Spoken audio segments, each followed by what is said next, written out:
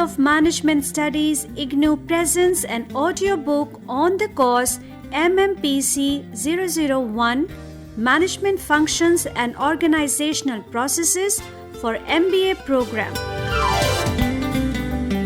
Presenting Block 3 Managerial Processes Part 2 Unit-7 Controlling.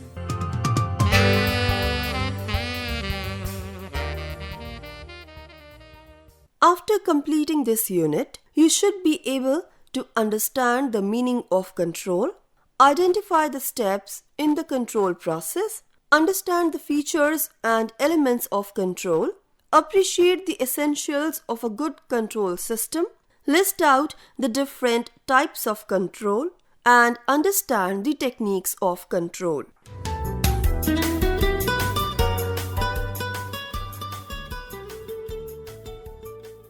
Introduction. Controlling refers to that activity where an effort is made to ensure that all the activities of planning, organizing, and leading are integrated to have a control of the situation. In fact, controlling is directly related to planning. The control process ensures that the plans are being implemented properly. If we see the functions of management cycle, planning, organizing, directing, and controlling, planning moves forward into all other functions and control reaches back. It is the final link in the functional chain of management activities and brings the management into a full circle. Thus, it assumes significance in the process of management.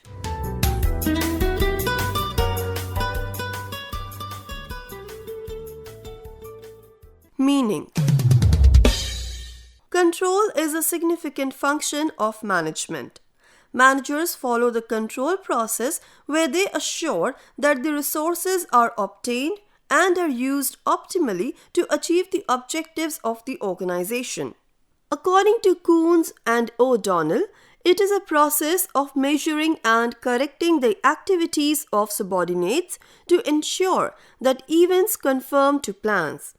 Thus, this definition highlights the measures for control and corrective action taken by the managers to ensure the planned implementation of activities in the organization. While highlighting the principles of management, Henry Fayol included the control function as an important principle of management. His perspective is in conformity with Coons-O'Donnell relating to the relationship between planning and control. Fayol has included the managerial instructions to his subordinates and the principles that the managers establish to have an effective control over the processes and activities. According to Fayol, it consists of verifying whether everything occurs in conformity with the plans adopted, the instructions issued, and the principles established. It aims to point out weaknesses and errors in order to rectify them and prevent reoccurrence. Thus, it is understood as a process which measures current performance and guides it towards the pre-planned aims and objectives. Its essence lies in checking the progress against the plans, setting up of individual and organizational goals, and seeing that they are achieved as per plan without any errors. Importance. Control is important because it identifies the areas of weaknesses and errors so that they can be rectified and prevents reoccurrence. The range of deviation from the original plan could be identified. It stimulates action which will gear up all the departments. It is an important function enabling the manager to take clear-cut decisions. It is a well-designed control system that ensures good results. As it is directly related to planning, it can make planning effective and meaningful.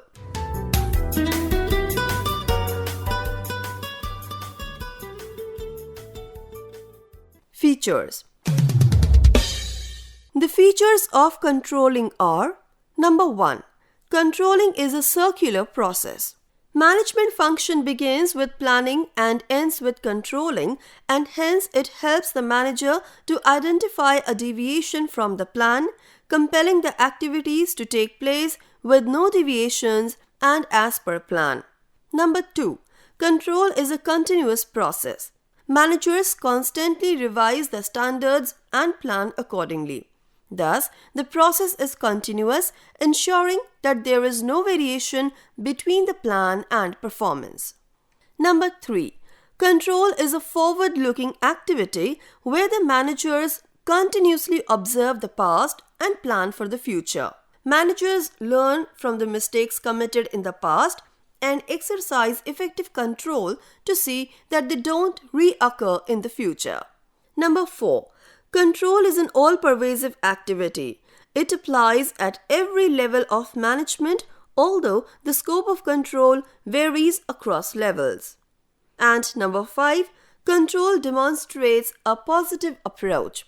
It can never be an obstacle or hindrance, rather it helps the manager to successfully manage against predetermined objectives. The process is designed in such a way that it can pinpoint the deviations and enhance performance.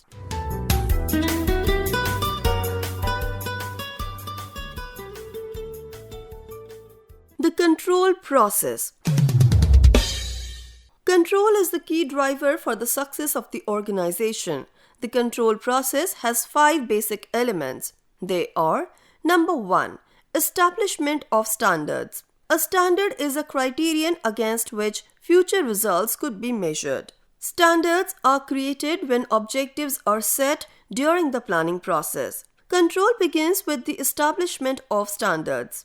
An organization strategically plans, and the plans are broken down into department level, unit level, and individual objectives. Often it is found that standards are of physical nature and are expressed in terms of the number of units, clock hours, and other measures. Organizational standards are also expressed in terms of financial measures, more in the nature of increase in revenues, expenditure, investments, etc.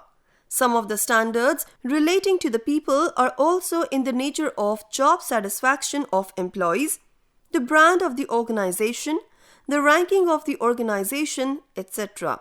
Whatever may be the choice of standards, care has to be taken to see that they are measurable, practical, and attainable, and not too difficult to achieve. There are tangible standards like the sales volumes, financial results, etc., and intangible standards like those related to people issues like job satisfaction, job enrichment, etc. A tangible standard is easy to evaluate and control compared to the intangible standards. Technology and the technological tools have, however, made the standards easy to measure and quantify. Number 2. Measurement of actual performance. The very purpose of control is to measure actual performance. Monitoring and measurement is a continuous activity and involves collection of data that represents the actuals to the intended so as to help the manager in his control function. While establishing standards, if there is clarity and uniformity, measuring the actual performance would be an easy task. It also depends on the speed with which the control information is required. Otherwise, the delay in measurement will cause delays in taking the corrective action.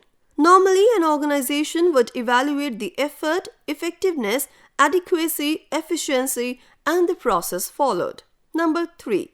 Comparison of actual performance with the original standards. Once the standards are established and the actual performance is measured, it has to be compared with the original standards. It might result in either meeting the standards or deviating from the standard.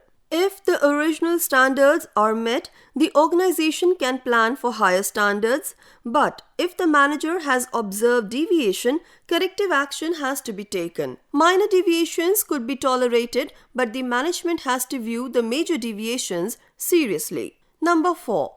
Taking corrective action. If the manager has observed deviations, efforts have to be taken by him for corrective action. The measurement of performance and its comparison with the original standard should lead to taking steps towards correcting those deviations and checking the original standard itself. The speed with which action is taken and the methods used towards the same determine the process of controls in future. Corrective action can take place in the simplification of processes, use of advanced tools and techniques, restructuring the organization, redefining the people management practices, effective communication methods and channels, etc. The corrective action should be such that the planned performance takes place with the corrective action taken by the organization. And number 5 is feedback.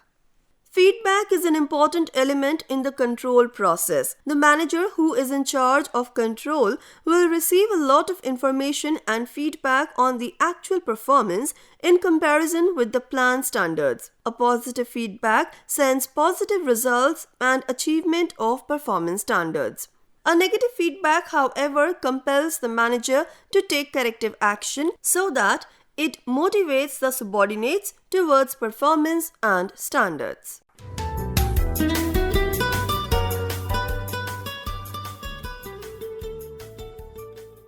Essentials of a good control system. Controlling is essentially a checking function of the manager. Organizations do have effective control points and design them carefully to help them grow and sustain its growth. There are certain characteristics of effective control system, if followed, will benefit the organization. They are: number 1. The suitability is an essential element in the control activity. Controls differ in different units and departments. For example, sales and marketing have different controls compared to the production department or finance department in a manufacturing setting. Again, a manufacturing setup is different from a service organization. It has thus to be appropriate and adequate. Number 2. One of the significant factors of a good control system is the flexibility with which an organization can work. When standards change, raised or get changed due to unavoidable uncertain external environment, the needed flexibility has to be built into the control system. Number 3. The most important element of a good control system is the inbuilt mechanism which will allow immediate reporting of deviations from established standards. Number 4. A forward-looking control system helps the organization to ensure that the deviations do not recur in future. Since managers do not have control over the past, they do have the mechanism to see that all deviations are corrected based on the learning that they have had in the process of deviations. Number 5. A good control system should be able to pinpoint whether it is a simple deviation or a vital deviation leading to a strategic initiative. Number 6. Effective control presupposes defined standards so that they are objective and attainable. Number 7. Control systems should be affordable and within the reach of the organization. Number 8. The control system should be designed in such a way that it is easy to understand and seem as objective by the individual who uses it. Complex control system defeats the very purpose of control as it becomes difficult to understand and implement the same. Number 9. Once the deviations are detected, the control system must allow the manager to take corrective action and control the situation on hand. When people work in organizations, failures are bound to occur and hence the control system should be amenable for remedial action. Number 10. Timely action is the crux of an effective control system. Hence, controls should report the results in a timely manner. Number 11. It is not possible to control everything in an organization. Hence, control systems should be selectively designed at critical checkpoints. And number 12. Accurate, objective and measurable data will help the organization to take the corrective action immediately so that the workflow in the departments do not suffer.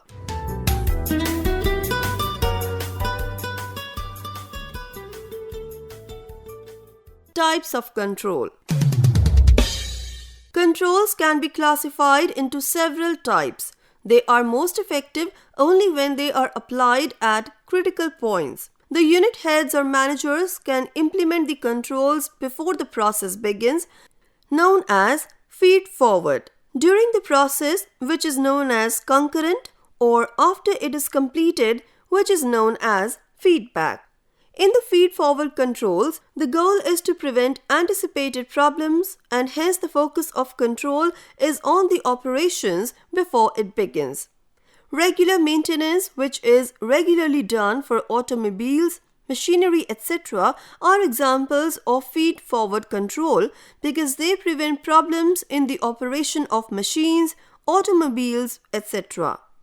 Controls like standard cost control are also adopted in organizations to check the cost of a product before commencing the commercial production. Concurrent controls apply to processes as they are happening. Examples of concurrent controls include any type of steering or guiding mechanism such as direct supervision when the operation is being performed, or automated systems such as computers programmed to inform the user when they have issued a wrong command, and also the quality checks that the organizations have to ensure quality standard. Feedback controls are exercised after the completion of the activity for reviewing the results of operations. They guide future planning, inputs, and process designs. The timely, weekly, monthly, quarterly, and annual reports are examples which can ensure immediate adjustments at the workplace. Budgetary control is also an example of post-action controls. In addition to these types, organizations also use the internal control system through the audit, risk, and compliance division of the organization. Internal controls relate to the organizational methods in order to safeguard its assets, check and verify the accuracy of its data, promote efficiency in operations, and encourage adherence to the prescribed policies, procedures, and rules for compliance. Thus, control and its scope extend beyond the matters that normally the accounting and finance departments engage in. In layman terms, internal controls help organizations to strictly follow policies, procedures, and rules so that the organizational objectives ultimately are achieved. Two types of internal controls are normally observed in organizations: preventive and detective. Both the types of controls are used by organizations because they serve different purposes. The internal controls assume significance because organizations continually re-engineer their processes and procedures in order to grapple with change. A series of steps are followed in order to manage the company in the right direction with effective controls. As the name itself suggests, preventive controls decrease the chance of errors before they occur and prevents many untoward incidents or events that occur in the course of managing a company. Such controls are critical as they reinforce the quality standards of the organization. Examples include pre-approvals that the organization insists on the employees, like client visits, travel authorization, organizational access controls, including access to passwords representing the organization at official events, etc. Detective controls, on the other hand, help the organization to detect errors or problems after the transaction has occurred. It is but natural for mistakes to occur in the management of a company, but what is more important is to detect the lapses in order to take corrective action. Some examples include the monitoring of the departmental transactions, review of budget heads, and expenditure incurred to observe the differences and the justification thereof, the inventories and stocks maintained by the company, etc.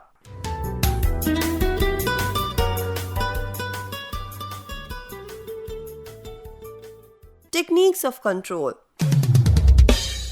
There are various techniques of control. Control technique is a specific method or procedure which deals with the pertinent organizational information with which the management is able to implement a suitable control strategy in order to assess the performance of the organizational operations. The standard control techniques followed by organizations are: Number 1.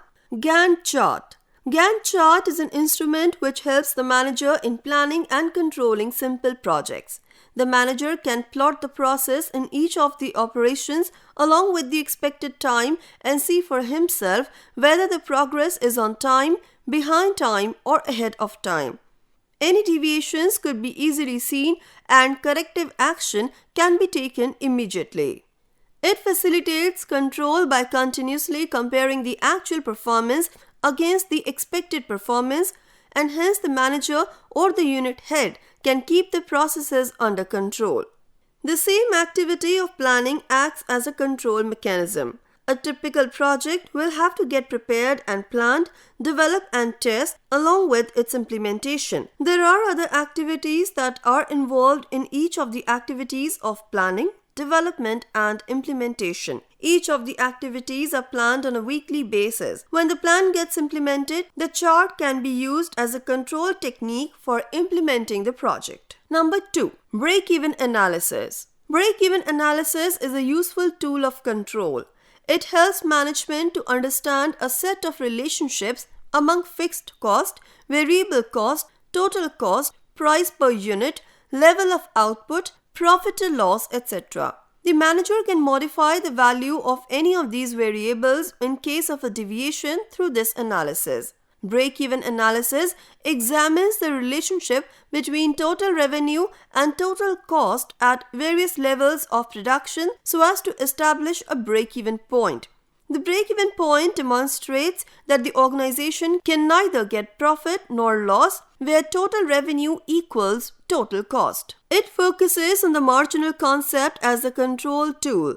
The marginal differences in the values of variables, the results of the variation can be evaluated and recorded so that the marginal results of the managerial decision by showing the effect of incremental changes in volume or price, etc. Break-even analysis can help the manager only when the prices, technology, efficiency levels, machinery use, etc. remain the same. In a dynamic world, all these factors change and hence the tool has limited use. Budgetary controls. Budget is the most universal device of control. It is a statement which provides the estimates of revenue and expenditure for a stated period of time. It forces the managers to account for the utilization of capital and other resources. It is a managerial responsibility to collect the information about the actual cost incurred against budgeted cost so that deviation could be corrected and plans prepared so that major deviations do not take place in future. Budgets are used as control measures in the various activities of the organizations such as production, marketing, human resource management, etc. Managers have to deal with various types of budgets which depend on the nature of activity. Master budgets, materials and utilities budget, revenue and expense budgets, capital expenditure budgets, sales budgets, production budgets, flexible or variable budget, balance sheet, etc. are some of the types of budgets normally found in organizations. Zero-based budgeting is also a type of budgeting used by organizations. The budget is prepared from a zero base as if it was the first budget of the organization. This type of budget provides for a greater justification for the continuation or the termination of an activity. Since the plan is broken down into departmental plans, it allows the participation of everyone in the exercise. Requirements of time limits this type of budget, and organizations also find it expensive as it requires minute scrutiny. PERT and CPM. PERT, that is PERT, is an acronym for Program Evaluation and Review Technique. It is most appropriate for controlling complex, unique and one-time projects like building projects, shipbuilding and airport building, etc. It can be used as a planning tool as well as the controlling tool. In its planning function, the total expected time to complete a project can be estimated. As a control activity, it can help in estimating the probability of meeting project deadlines to observe the deviations. The construction of the PERT network requires detailed analysis and assessment of each component in the total project. The various sequence of activities needed to accomplish the stated goal have to be worked out and appropriately timed so that the project can be delivered on time. PERT expresses the program as a network of events and their interrelationships with each other. Each component of the program has to be analyzed and assessed so that the goal can be achieved.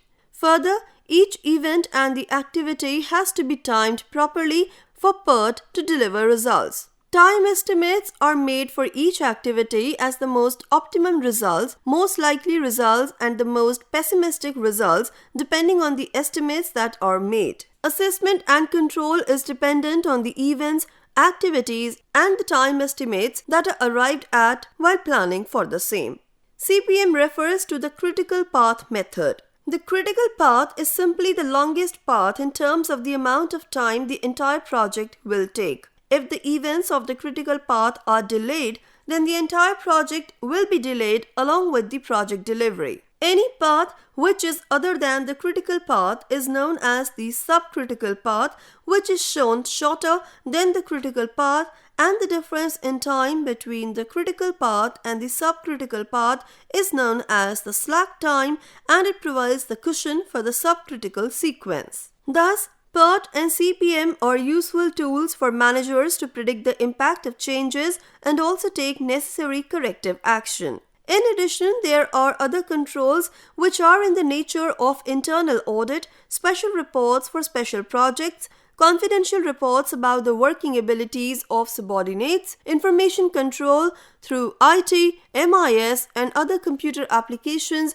leading to effective control in the current situations, personal observation, which provides observations on the performance and standards of performance. Thus, the control techniques involve the use of budgetary and non-budgetary tools to use them as controlling devices.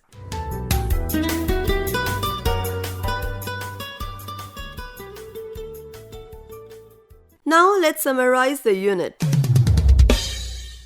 Control is a fundamental managerial function which measures current performance and guides it towards some predetermined objectives. The essence of control is action where the managers can spontaneously apply corrective action in case of deviations from the plan. It can make planning effective and meaningful. However, the managers have to follow the control process while discharging their function. An organization uses both budgetary and non-budgetary control mechanisms which help in achieving the goals of the organization. Thank you.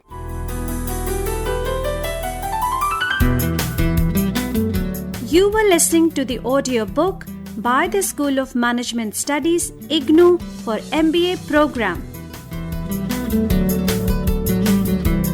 Course code MMPC-001.